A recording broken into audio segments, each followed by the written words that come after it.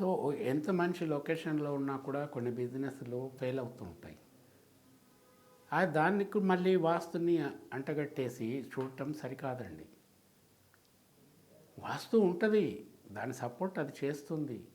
కానీ మీరు ఎన్నుకునే తీరు కూడా దానికి తగ్గట్టు ఉండాలి కదా.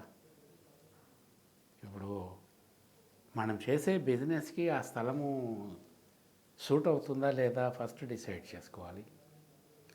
మన బిజినెస్కి ఆ స్థలం సూట్ అవుతుందా లేదా అది చూసుకోకుండా మనం ఏ బిజినెస్ పడితే ఆ బిజినెస్ ఎక్కడ పడితే అక్కడ పెడితే అది ఫ్లరిష్ అవుతుందా, అది ఒక పార్ట్.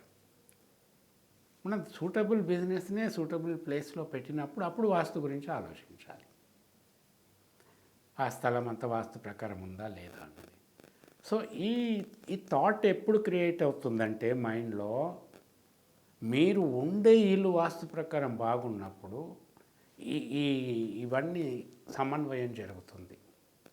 సరైన బిజినెస్ని సరైన చోట మీరు ప్రారంభించటం అన్నది జరగాలంటే మీరు ఎక్కడైతే ఉంటున్నారో ఇల్లు, అది ఫౌండేషన్ అంటాం, క్షేత్రం, అది ప్రాపర్గా ఉన్నప్పుడు అక్కడి నుంచి మీరు బిజినెస్ ఎస్టాబ్లిష్మెంట్స్ అన్నీ చేయగలుగుతారు. ఆ సరైన లొకేషన్ దొరుకుతుంది, ఆ లొకేషన్కి తగిన బిజినెస్ చేస్తారు, ఇవన్నీ జరుగుతాయి.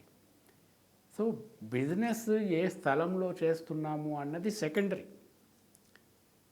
మనం ఉంటున్న ఇల్లు వాస్తు ప్రకారం ఉంటున్నదా లేదా అన్నది ప్రైమరీ. మనం ఉండే ఇల్లు ప్రాపర్గా ఉన్నప్పుడు ఇవన్నీ కూడా ఆటోమేటిక్గా సమకూరుతాయి, ఈ సమన్వయం జరుగుతుంది.